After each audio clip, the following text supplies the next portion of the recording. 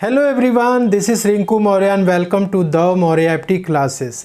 GST registration के लिए आपने भी अप्लाई यदि किया हुआ है और आपने आधार ऑथेंटिकेशन भी सक्सेसफुली करा दिया है, तो आपकी एप्लीकेशन सबमिट होने के बाद यदि आपको भी जीएसटी डिपार्टमेंट की तरफ से आपके मेल आईडी पे एक नोटिस रिसीव हुई है, तो उस नोटिस को आपको कैसे चेक करना है, उस नोटिस की क्लैरिफिकेशन जो आपसे मांगा गया उस नोटिस में, उसका क्लैरिफिकेशन कैसे देना, नोटिस की रिप्लाई आपको किस तरीके से करनी है, ये सब बातों को आज के वीडियो में हम डिस्कस करने वाले हैं। जीएसटी रजिस्ट्रेशन के लिए जो एप्लीकेशन आपने डाला है दोस्तों, यदि उसमें कोई दिक्कत होती है तो आपको नोटिस जो है मेल आईडी पे रिसीव होती है।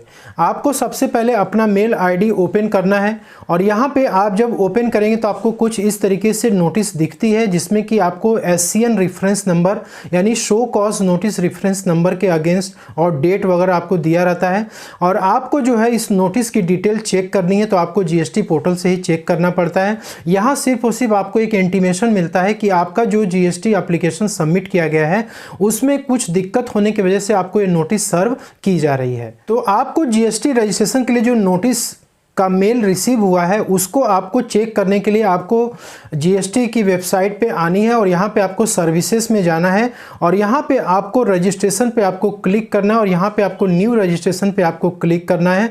और यहाँ पे दोस्तों आपका टीआरएन नंबर जो आपने जीएसटी अप्लाई करते समय जो आपको टीआरएन नंबर जनरेट होकर मिला था, वो टीआरएन नंबर आपको यहाँ पे इंटर करना है। देन आपको यहाँ पे कैप्चा कोड इंटर करना है और इसके बाद आपको प्रोसीड बटन पे आपको क्लिक करना है। तो दोस्तों आपके ईमेल पे और मोबाइल पे एक ओटीपी जाएगा जो आपको यहाँ पे इंटर करना है। देन आपको प्रोसीड पे क्लिक करना है। यहाँ पे देख सकते हैं कि आपको स्टेटस में दिख रहा है पेंडिंग फॉर क्लैरिफिकेशन। आपका जो भी जीएसटी एप्लीकेशन में कोई दिक्कत है तो उसके लिए जो आपको नोटिस भेजा गया है उसमें आपको क्लैरिफिकेशन मांगा गया है। तो यहाँ पे आपको क्लैरिफिकेशन सबमिट करने से पहले आपको ये चेक करना है कि जो नोटिस का आपको ईमेल रिसीव हुआ है उस नोटिस में क्या रीज़न है जिसकी वजह से आपको नोटिस मिला है।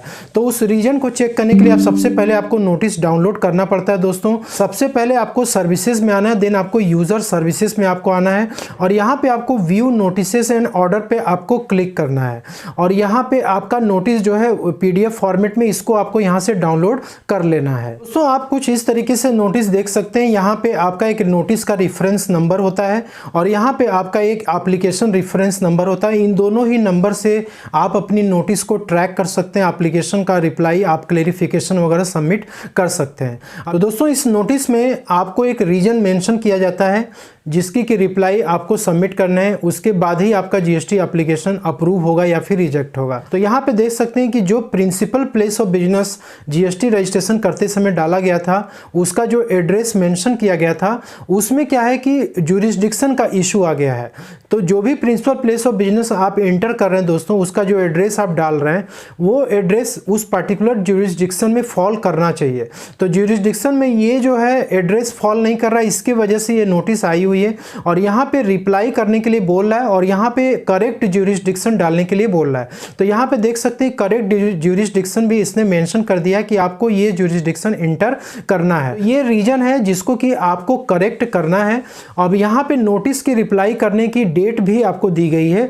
तो यहाँ पे जिस दिन नोटिस आपको सर्व किया जाता है, जैसे यहाँ पे आप देख सकते हैं कि 24 को जो है ये जीएसटी रजिस्ट्रेशन के लिए अप्लाई किया गया था और 29 को ये नोटिस आई हुई है। तो 29 से लेकर के आपको 88/12 तक का टाइम मिल रहा है। ठीक है दोस्तों, इस टाइम लिमिट के अंदर आपको नोटिस की रिप्लाई सबमिट करनी। यदि आप नोटिस की रिप्लाई सबमिट नहीं करते हैं तो फिर से आपको नोटिस नहीं भेजा जाएगा रिप्लाई करने के लिए, आपका जो एप्लीकेशन है वो रिजेक्ट हो जाएगा। तो नोटिस की रिप्लाई सबमिट करने के लिए आपको सर्विसेज वाले सेक्शन में आना है और यहाँ पे रजिस्ट्रेशन पे आपको क्लिक करना है और यहाँ पे एप्लीकेशन फॉर फाइलिंग क्लैरिफिकेशन पे आपको क्लिक करना है। तो यहाँ पे दोस्तों आपको नोटिस का रेफरेंस नंबर पूछ रहा है, आप या तो ये रेफरेंस नंबर डाल सकते हैं जो कि आपको इसी पीडीएफ फॉर्मेट से ही मिल जाएगा। यहाँ पे जो नोटिस का रेफरेंस नंबर ये रेफरेंस नंबर आप डाल सकते हैं। एआरएन नंबर भी जैसे मैंने आपको बताया ये भी आपको पीडीएफ फॉर्मेट में जो मिला है नोटिस, इसी से ही आपका यहाँ पे देख सकते हैं एआरएन नंबर मेंशन किया गया है। तो ये एआरएन नंबर आपको यहाँ पे इंटर करना है। इसके बाद आपको सर्च पे क्लिक कर देना है। जीएसटी रजिस्ट्रेशन के लिए कई बार जो नोटिसेस आती हैं दोस्तों, वो डॉक्यूमेंट के वजह से भी आती हैं।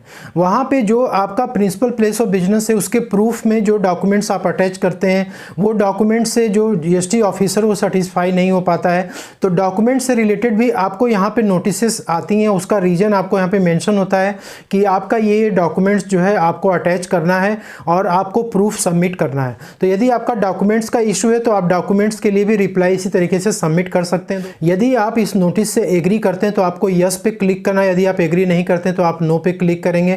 आई एम श्योर कि मोस्ट ऑफ द केसेस में लोग गलत ही होते हैं, तो यहाँ पे आपको यस पे क्लिक करना है। यस पे क्लिक करके यहाँ पे प्रोसीड बटन पे आपको क्लिक करना है। तो यहाँ पे दोस्तों आपको एक वार्निंग मैसेज मिलेगा कि क्या आप अपने जीएसटी रजिस्ट्रेशन में सारे फील्ड में कुछ करेक्शन करना चाहते हैं या फिर सिर्फ और सिर्फ उसी फील्ड को ओपन करना चाहते हैं जिसमें कि नोटिस आपको रिसीव हुई है। हम यहाँ पे क्लिक करेंगे open fields with query raised through REG3। तो जो REG3 में आपको यहाँ पे क्वेरी मिली है, ये जो एप्लीकेशन आपका रिसीव हुआ है, REG03 में एप्लीकेशन नोटिस आपको रिसीव हुई है, तो REG3 के अगेंस्ट में ही हम नोटिस सबमिट कर रहे हैं। तो यहाँ पे जब भी हम क्लिक करेंगे तो इस वाले लिंक पे आपको क्लिक करना है। तो आप अगेन अपने एप्लीकेशन फॉर्म पे आप चले आएंगे। तो यहाँ पे प्रॉब्लम है प्रिंसिपल प्लेस ऑफ बिजनेस में, क्योंकि प्रिंसिपल प्लेस ऑफ बिजनेस में जो एड्रेस डाला गया था वो ज्यूरिसडिक्शन से मैच नहीं कर रहा। हमें सही ज्यूरिसडिक्शन यहाँ पे सेलेक्ट करना है। तो यहाँ पे दोस्तों हम प्रिंसिपल प्लेस ऑफ बिजनेस वाले टैब में ओपन करेंगे और यहाँ पे जो एड्रेस इंटर किया गया है प्रिंसिपल प्लेस ऑफ बिजनेस का, आप देख सकते हैं ये जो स्टेट ज्यूरिसडिक्शन जो वार्ड है, ये वार्ड जो है गलत सेलेक्ट हो गया था, जिसके वजह से कि नोटिस आई हुई है। तो यहाँ पे आपको आप सही वार्ड यहाँ पे सेलेक्ट करना है। तो जो नोटिस में भी आपने देखा था कि आपको सही वार्ड के लिए वहाँ पे दिया गया था कि आपको क्या सेलेक्ट करना है। तो यहाँ पे हमने जो सही वार्ड है वो हमने यहाँ पे सेलेक्ट कर लिया है। सेव एंड कंटिन्यू पे आपको क्लिक करना है और यहाँ पे आपको वार्निंग मैसेज भेज रहा है, तो आपको यस करके यहाँ पे आगे आपको बढ़ जाना है। तो दोस्तों यहाँ पे वेरिफिकेशन पे आपको क्लिक करना है और यहाँ पे आपको क्वेरी जो पूछा गया है, जो आपने नोटिस में भी देखा था कि प्रिंसिपल प्लेस ऑफ बिजनेस के एड्रेस में इशू था, अब यहाँ पे आपको क्वेरी रिस्पॉन्स में आपको इंटर करना है जो भी लाइनें आप लिखना चाहते हैं। जैसे यहाँ पे प्रिंसिपल प्लेस ऑफ बिजनेस के ज्यूरिसडिक्शन डिटेल में दिक्कत था, तो इसको हमने अपडेट कर दिया। तो यहाँ पे लिख दिया गया है correct jurisdiction detail has been updated in the application form. यदि मान लीजिए डॉक्यूमेंट का इशू है आपके नोटिस में, तो डॉक्यूमेंट का आपको रिस्पांस यहाँ पे इंटर करना है कि डॉक्यूमेंट्स डिटेल्स अपडेट कर दी गई है। ठीक है, एडिशनल इन्फॉर्मेशन अगर आप देना चाहते हैं तो आप दे सकते हैं। और यहाँ पे सपोर्टिंग डॉक्यूमेंट में आपको अटैच करना है। यदि मान लीजिए कि आपका डॉक्यूमेंट्स का इशू है तो आप अपने एप्लीकेशन फॉर्म में तो पहले डॉक्यूमेंट्स आपको अटैच वहाँ पे सही करना होगा, फिर आपको यहाँ पे वो डॉक्यूमेंट्स आपको अटैच करना पड़ेगा जिसकी रिक्वायरमेंट आपको नोटिस के थ्रू मांगी गई है। ठीक है, तो वो क्योंकि जब आप डॉक्यूमेंट सबमिट करेंगे तो आपका जो एप्लीकेशन है वो सक्सेसफुली अप्रूव होने के चांसेस बढ़ जाते हैं। यहाँ पे इसको कंफर्म हम करेंगे और यहाँ पे ऑथराइज सिग्नेटरी आपको सेलेक्ट करना है और इसके बाद यहाँ पे आपको प्लेस इंटर करना है। दोस्तों यहाँ पे सारी डिटेल्स वगैरह इंटर करने के बाद आपको यहाँ पे सेव पे क्लिक कर देना है। तो दोस्तों यहाँ पे जैसे आप सेव पे क्लिक करते हैं तो यहाँ पे नीचे लिखा हुआ है कि आपका जो एप्लीकेशन है वो सेव हो चुका है और इस एप्लीकेशन को आपको फिर से क्या करना पड़ेगा, सबमिट करना पड़ेगा 7 डेज के अंदर। तो दोस्तों एप्लीकेशन आपका सेव होने के बाद अब इस एप्लीकेशन को आपको सबमिट करना है। तो सबमिट करने के लिए आपको 7 डेज का टाइम मिलता है। आप चाहें तो तुरंत भी इसको सबमिट कर सकते हैं। तो आप सिंपली किसी भी यहाँ पे बॉक्स पे आप क्लिक कर दीजिए और इसके बाद फिर अगेन आप वेरिफिकेशन वाले टैब में चले जाएंगे और जाने के बाद आप जो है आपकी सारी डिटेल्स यहाँ पे आ जाती है। देन आपको यहाँ पे कुछ नहीं करना है, सिर्फ इस बॉक्स पे आपको चेक करना है और यहाँ पे आपको ये नाम ऑथराइज सिग्नेटरी का सेलेक्ट करना है। यहाँ पे आपको प्लेस इंटर करना है। ये वाला जो दोनों टैब है ये एक्टिव हो चुका है। तो हम सबमिट विथ EVC पे क्लिक करेंगे। आपके मोबाइल नंबर पे एक OTP जाएगा, वो OTP आपको यहाँ पे इंटर करना है। देन आपको वैलिडेट OTP पे क्लिक करना है। तो दोस्तों यहाँ पे OTP इंटर करने के बाद आपको वैलिडेट OTP पे क्लिक करना है। तो यहाँ पे आप देख सकते हैं कि आपका जो एप्लीकेशन है वो रीसबमिट हो चुका है। तो दोस्तों अब ये एप्लीकेशन आपका जो सही ज्यूरिसडिक्शन में जाएगा और वहाँ पे ये एप्लीकेशन वैलिडेट किया जाएगा, वेरीफाई किया जाएगा।